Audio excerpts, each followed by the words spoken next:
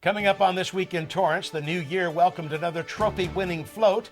We'll take you behind the scenes and show you how it all came together. Then we'll tell you how you can recognize military family members of the past and present thanks to a city program. Plus, January brings culinary delights to Torrance. We'll tell you about some great deals happening this month. And Mitsuwa Marketplace will have a new home as they relocate to a popular destination. We've got all the details coming up. These stories and much more are just seconds away. Your local news starts right now.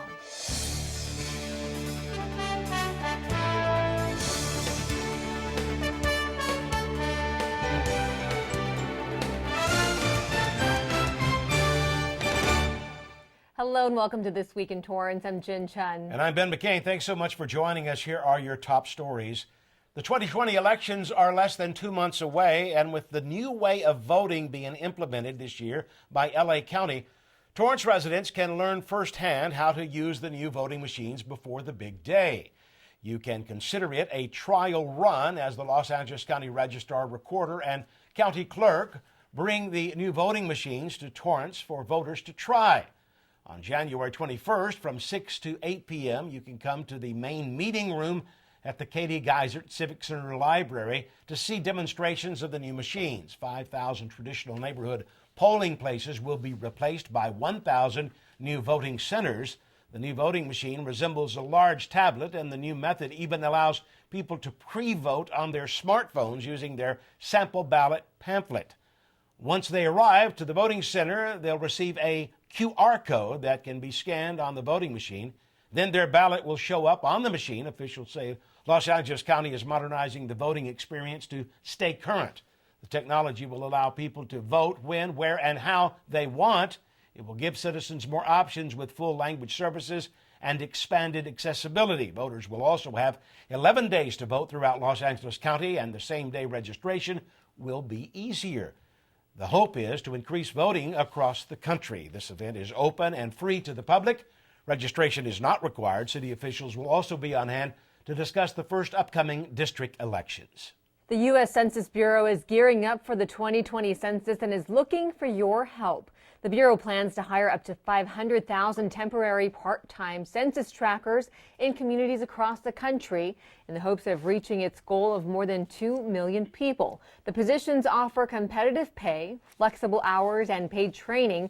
Anyone age 18 and older, including recent high school graduates, college students, veterans, retirees, military spouses, seasonal workers, and people who are bilingual are highly encouraged to apply. The selection process begins this month with paid training in March and April. Census takers are critical for their communities during the 2020 census by going door to door to collect responses from households who have not responded online, by phone, or by mail.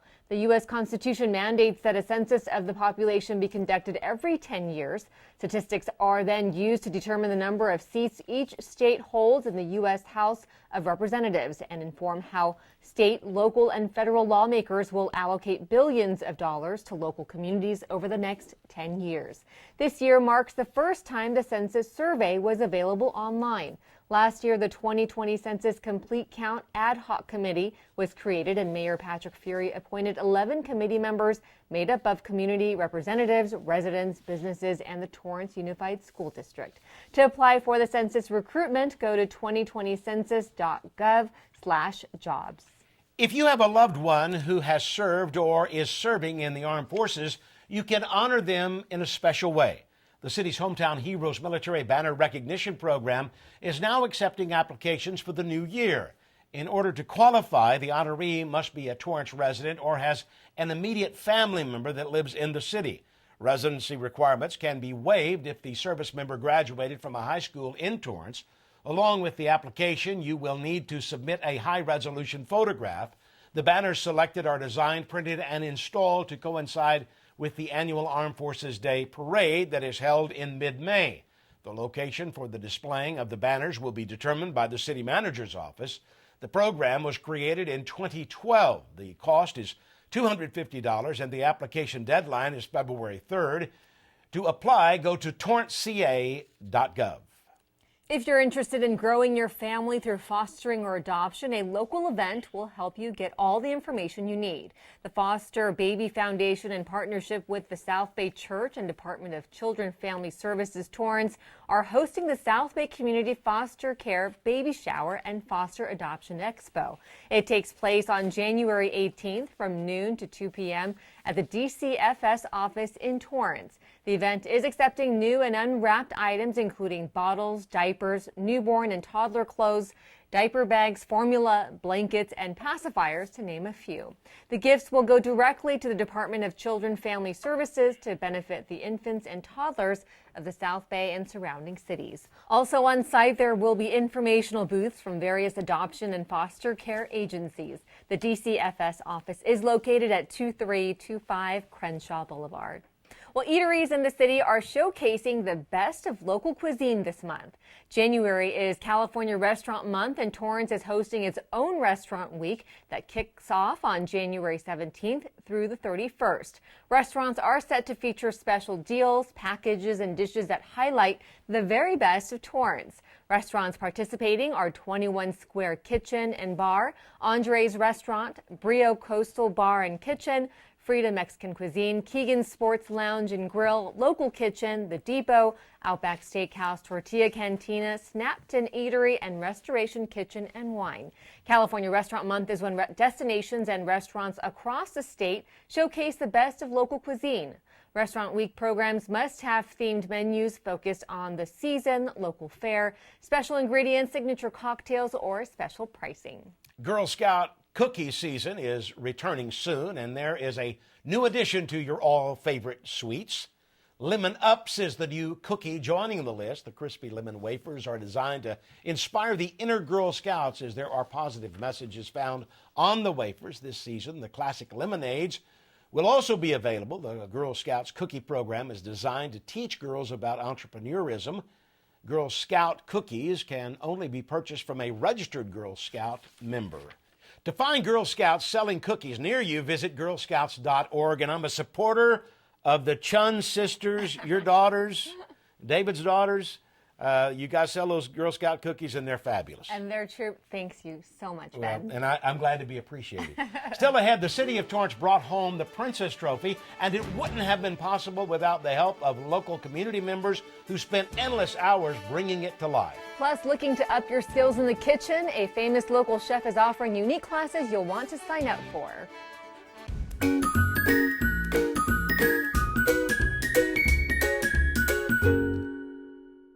For more than 100 years, the Tournament of Roses Parade has been bringing joy and entertainment to the world on New Year's Day. And Torrance continues to be a part of that tradition with this year's float. And it's no easy feat getting that float to Colorado Boulevard as volunteers begin decorating the weekend after Thanksgiving all the way up to the week of the parade. The process of cutting and gluing dried and fresh flowers and other organic materials to the Torrance float is just the beginning. Torrance CitiCABLE reporter Colleen Farrell visited the Fiesta Parade Floats facility in Irwindale and takes us behind the scenes. You could say that Fiesta Parade Floats is to New Year's Day what Santa's Workshop is to Christmas. I'm not punching out the same Ford Mustang every year. While Santa, a.k.a. Tim Estes, is busy overseeing the design and construction of the floats, the decorating is where the elves come in. In late November, volunteers begin trimming thousands of dried flower petals. After Christmas, each petal will be glued one by one to the float that now looks like this. It's a lot of work, trying to separate the purple from the white and stuff, but yeah, it's good. I brought the right pair of scissors. It's not the glamour work that everyone wants to be doing, but it's the important work. Important to ensure that this year's float, named our Garden of Hopes and Dreams, does justice to what it's meant to depict. This year, it's the city's tranquil gem known as the Pine Wind Garden, an authentic Japanese landscape that features 2 waterfalls, a koi pond, and stone pathways. It's a place where people can go to contemplate, to dream, to think about the direction of their life. And so we think that's a good message of hope and follows the parade theme. The Power of Hope float will feature more than 20,000 of these rose vials. 200 of them have been purchased so far and dedicated to individuals or families as one of the Rose Float Association's primary fundraisers. A float in the most watched parade in the world doesn't come free, but it's a labor of love the city and hundreds of volunteers recognize as important year after year. Whether it's like a small koi fish or a turtle or anything, somebody comes in and said, well, that's mine. I did that, that's mine. They have that personal ownership, which translates into better decoration detailing. Detail that's sure to bring to life the Pine Wind Garden for the millions watching on New Year's Day.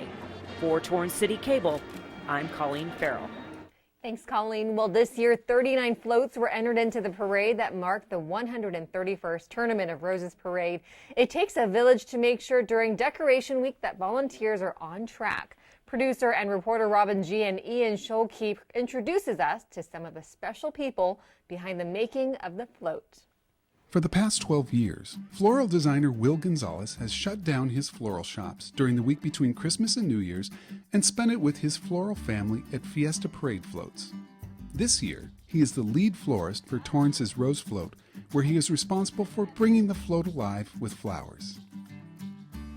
Working on the Rose Parade is one of those big challenges because in a regular world flower shop, you just don't get to work with this volume of product and this quality of product that's going to get the level of visibility.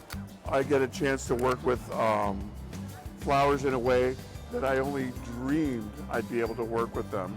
Watching television as a kid and watching the Rose Parade, I never thought that one day that, wait, maybe I could do this little contest. Jim Hind is the floral god as far as it comes to float design. He'll even say, I know what I told you, but that's not what I want. Or he'll be able to bring me more material and say, I need you to add this to this float because it needs a little something. The theme of this is a Zen garden. So we need to use quiet colors in a dynamic way so that it has a soothing look, but still has a lot of wow. I love to work with volunteers. I love to teach and share floral information, and I think that's why he's paired me up several times with the City of Torrance, because this is a volunteer float. And I come in here and there are people who have never worked with flowers before, and we have 4 days. I've got to explain some techniques, break it down into certain steps, and then be able to put those steps together to have a certain outcome. Hey guys, June, your float supervisor here, and I just wanted to give you a little inside look as to what it is I do. I'm here every day during Decoration Week from 9 in the morning till 10 o'clock at night. During that time, we have 2 shifts of volunteers that come in. The Torrance bus brings them in the morning and takes them home in the afternoon, and then comes back with another set of volunteers.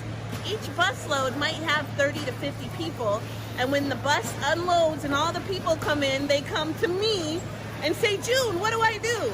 And it's my job to give everyone a job, show them how to do it, what materials to use, where to get the materials, how to do it correctly so it doesn't look sloppy because we don't have time to redo it, and make sure it gets done on time.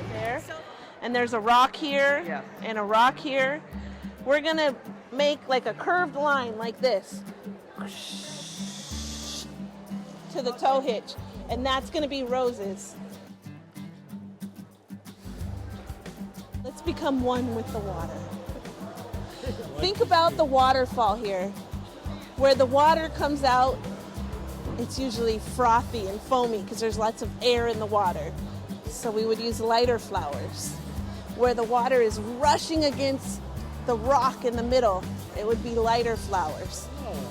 And in the other areas where it's subtle, flowy, calm waters, it'll be deeper, darker blue water.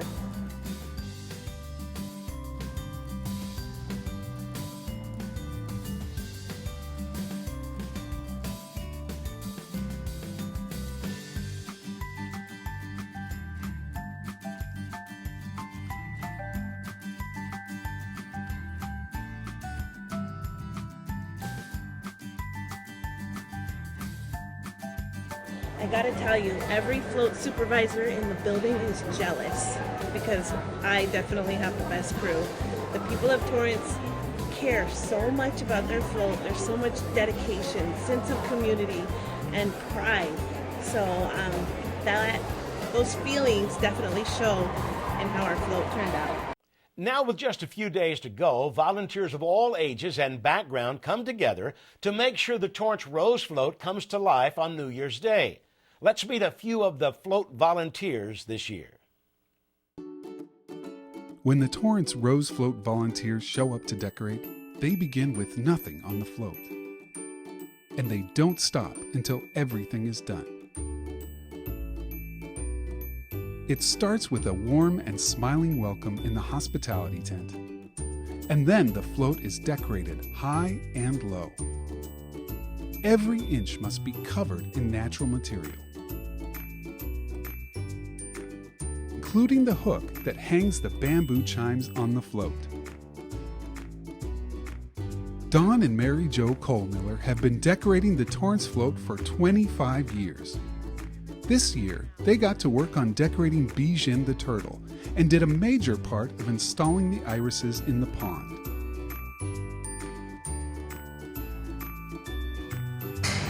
We like to do this. I like to decorate. I enjoy doing this. For over 20 years, Dawn Hamilton has been a Torrance float decorator. She studied art in school and gets to use her artistic side on the float. This year, for the first time, Dawn was able to bring our youngest decorator with her son Dakota. The reason why I wanted to do this is because my mom has been working on it for so long, and every Christmas, a day after Christmas, she would always have to leave 5 days. And I'm like, can I come, can I come, can I come, can I come, can I come? And she's like, not yet, not yet, not yet. I'm having a lot of fun, and I'm making a lot of new friends. 97-year-old Rosemary Walters is our oldest volunteer. Oh, I love decorating. It's so much fun. And the Rose Float Association of Torrance is so good to us. They bring us out on a bus, and they feed us. This year I did all those flowers. They have to be picked very carefully and very clean. All the excess leaves and everything. And it's very tedious work, but it's great fun. I love working with flowers. With over 200 volunteers putting in hundreds of hours, the Torrance Rose Float is truly a community endeavor that involves young and old. Now, it's also a tradition for city officials, employees, and special guests to get a sneak peek at how the float is progressing before the big day. Reporter Colleen Farrell was there and brings us a recap of Officials Night. Just 3 days before the big day, volunteers are still a long way from making what now looks like this into this before it rolls down Colorado Boulevard for the Tournament of Roses parade. There's a lot of work to be done between now and New Year's Day. Still, Torrance Rose Float Association President Bev Findley has witnessed the slow and steady transformation of many a float through the years and is optimistic about what her army of volunteers will accomplish. We're going to win. I'm putting out positive vibes because we have a great design. Torrance City Council members, city employees, and special guests seem to agree with that sentiment. They boarded buses in Torrance to make the 40-mile trek to Fiesta Parade floats in Irwindale to observe progress for an annual event known as Officials Night. I'm sure it's going to look really beautiful in matching what our Japanese garden does look like in real life in Torrance. The beauty of the float will be created using a hardscape of sculpted rock covered with rice and onion seed. It will eventually be surrounded with fresh flowers, all designed to depict the tranquility of the Pinewind Garden.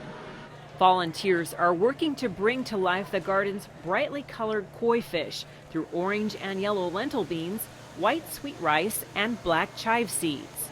A koi pond will be made up of blue irises and feature a real-life waterfall, all surrounded by sculptured bonsai and blossoming cherry trees created through more than 2,000 pink mistine and candy-striped dendrobium orchids. The centerpiece of the pond will be this turtle named Bijin. Turtles represent good fortune and longevity according to Japanese culture. The float's name, our Garden of Hopes and Dreams, aptly ties into this year's parade theme, the power of hope. If you really look at the history of the City of Torrance, the City of Torrance was a city of hope and dreams. The City of Torrance still becomes a city of hope and dreams for many people that are trying to, share the benefit of everything the city has to offer, from its industrial base to its retail to its residential districts. It's a history that dates back more than 100 years to the city's first parade float in 1914, and a long-standing tradition of volunteerism and commitment to the parade. They put their heart and soul into it, and it shows every year. Until then, volunteers will be working round the clock until the last petal and seed are in place. For Torrance City Cable, I'm Colleen Farrell. Thanks, Colleen. And then the Torrance Rose Float Association waited for the highly anticipated moment when the float is judged. This year, 24 floats were awarded. Let's take a look. After a successful judging session, our float makes its way to Pasadena to line up for the parade. In the early morning hours, it is announced that the City of Torrance Rose Float has won the Princess Award for Most Outstanding Floral Presentation among entries 35 feet and under. It's a great start to a new year for the City of Torrance, as our float is seen on national TV and makes headlines. This marks the 45th Rose Parade honor for the City of Torrance. Thank you, Robin G., for the great coverage. Also to announcer Ian Scholke. Well, the City of Torrance had good reason to celebrate the arrival of January 1st with the completion of its 65th entry in the Tournament of Roses Parade. Reporter Colleen Farrell caught up with those in charge of final preparations that morning to ensure the float was ready for its big debut on Colorado Boulevard. Not a moment of the new year is wasted in the city of Pasadena. Even before dawn breaks, Tournament of Roses Parade float riders like West High School senior Aaliyah Kang stand ready to ride in the world's most watched parade. I'm pretty nervous, yeah, but I'll be with other people, so they're all excited to ride the float too. Kang won the opportunity by submitting the selected design in the 2020 Torrance Rose Float Design Contest. She depicted the city's Pine Wind Garden to illustrate the parade's theme, the power of hope. When I thought of hope, I thought of being able to grow and blossoming into something different, so that naturally transitioned into the idea of a garden. This morning, she observes in awe the finished masterpiece, our Garden of Hope and Dreams, now covered in thousands of seeds, beans, flowers, and leaves. It's crazy to see it all finished like this, so yeah, pretty unreal. Torrance resident Scott Ueda was invited to join Kang in the float's seat of honor.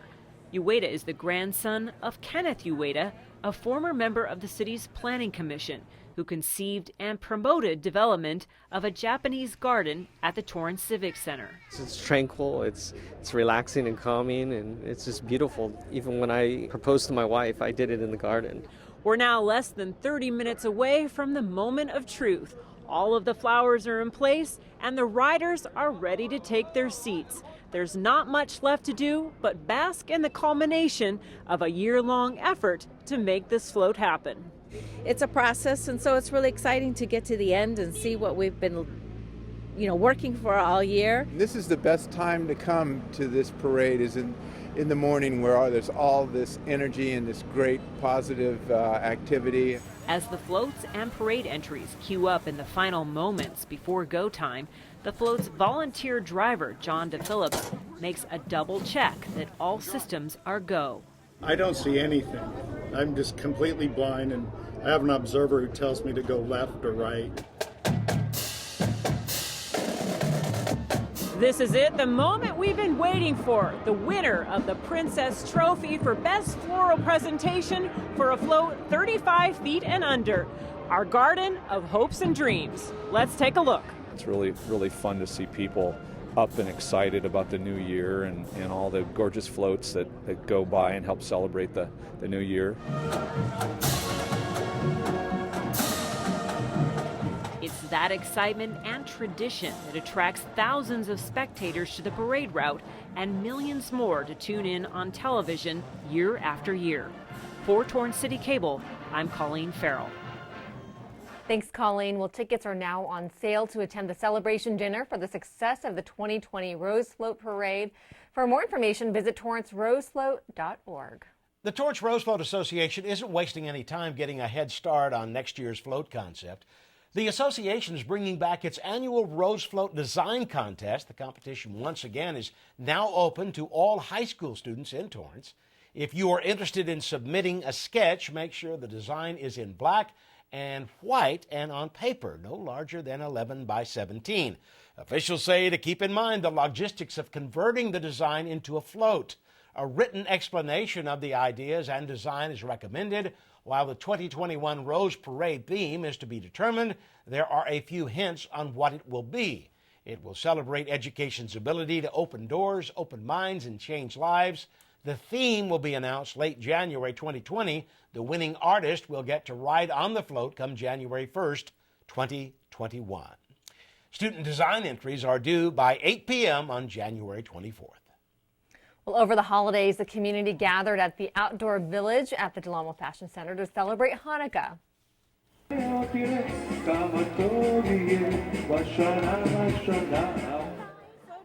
People of all faiths enjoy traditional foods, live music, and one-of-a-kind giant lollipop menorah. People had the chance to guess how many lollipops made up this menorah. Every year, the Del Amo Fashion Center, in partnership with Shabbat of South Bay, have hosted this event. We've been coming here for many years and thoroughly enjoy it. Bring the grandkids, and it's really great to see the whole community get together as one, especially at a time like these where the unfortunate things have been going on in the news recently. Hanukkah was celebrated from December 22nd through the 30th. The eight-day celebration commemorated the rededication during the 2nd century BC of the Second Temple in Jerusalem. The City of Torrance also hosted a lighting of the menorah ceremony in the City Council chamber.